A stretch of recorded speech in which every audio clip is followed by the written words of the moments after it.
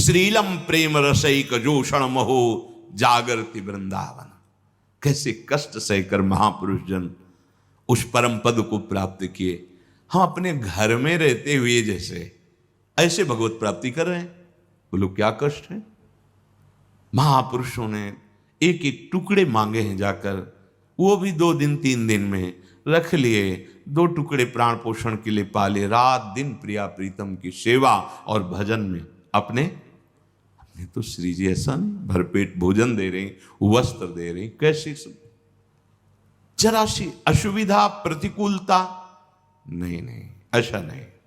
ये परमार्थ मार्ग क्या, किसी भी मार्ग में आप जाएंगे तो ऐसे कायर पुरुष का किसी भी मार्ग में अधिकार नहीं होता। किसी भी मार्ग में एक चोर निषिद्ध कार्य करने, चोरी के लिए चलता है तो प्राणों की बाजी लगा देता है कि मारा गया तो मर जाऊंगा, अगर अवसर मिला तो लूट के ले आऊंगा।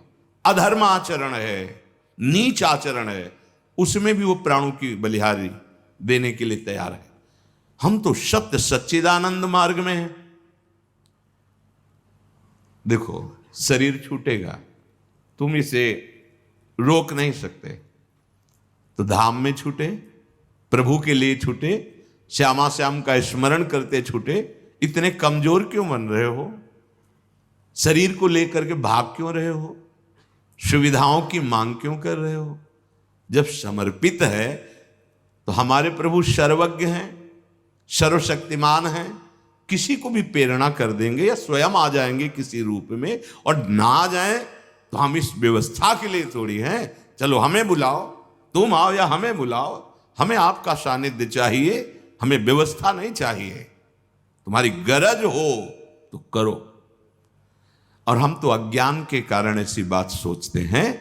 नहीं, मां पहले से व्यवस्था रखती है। वो कवल तभी पाएगी जब अपने बच्चे को पला के देख लेगी पूरा तृप्त है, तब वो पाएगी। तो एक वात्सल्य में इतनी बड़ी ताकत है, तो वात्सल्य समुद्र प्रभु वो हमारी व्यवस्था नहीं करेंगे? कैसा अज्ञान भरा हुआ किसी व्यक्ति के हृदय में अगर ऐसी बात है तो अभी आश्रय नहीं लिया, शरणागत नहीं हुआ। इसलिए ये जीवन की बाजी जीतनी है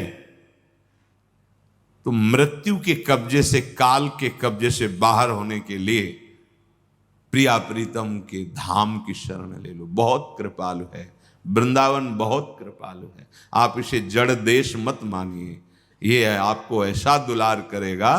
कह रहे पोषण व्रत समझो ना, ये पोषण व्रत इसका नियम है, व्रत है वृंदावन का, कि जो इसका आश्रय ले लेगा, जो वृंदावन को अपना सर्वस्व समर्पित करके सर्वस्व मान लेगा, तो वृंदावन उसका पोषण करेगा और अशेष दोष क्षमा, कोई भी अपराध बन जाए सब क्षमा कर देगा।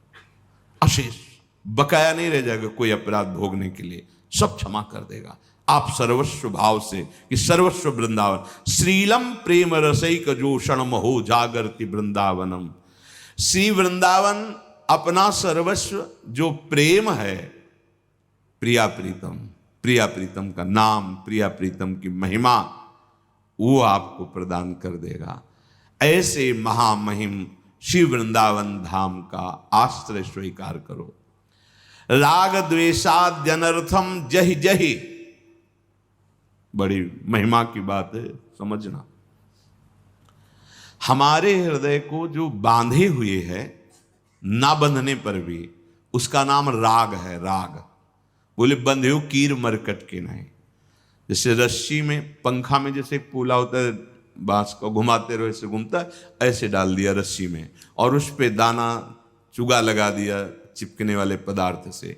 अब जैसे तोता आया, वो पकड़ा तो घूम गया, वजन पड़ते ही ऊपर टिका नहीं, घूम गया। अब उसको भ्रम हो गया मुझे किसी ने पकड़ लिया। अब वो और कस के पकड़ लेता है। अगर वो छोड़ दे तो मुक्त है, पर वो छोड़ नहीं पाता, वो और पकड़ लेता है और ऐसा उसको आभास होता मैं बंधा हुआ हूं, और जो शिकारी होता है पकड़ लेता है। ऐसे ही मरकट की नाई, बंदर, वो छोड़ दे अंदर से यदि खाद्य पदार्थ तो वो मुक्त है, पर उसको लगता है किसी ने पकड़ लिया। वो जो किसी ने पकड़ लिया लगता है उसका नाम है राग। शब्द स्पर्श रूप रस गंध का राग, जो अनुकूल हुआ तो वही राग और प्रतिकूल हुआ तो द्वेष हो जाता है।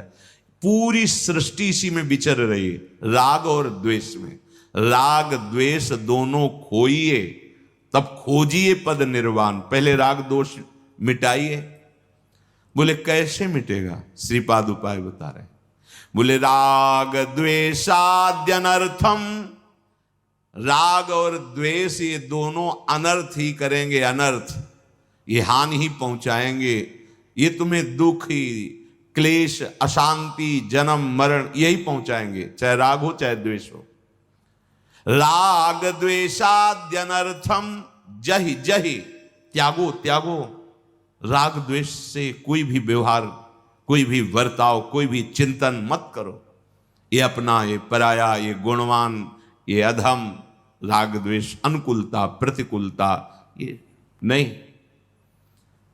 कैसे छूटेगा राग द्वेष? देखो आप एकांत में जब हो तो आप देखना, राग द्वेष की लीला तुम्हें दिखाएं। एकांत में जब आप बैठेंगे, फिर बिल्कुल छोड़ दो एकदम, देखो क्या हो रहा है।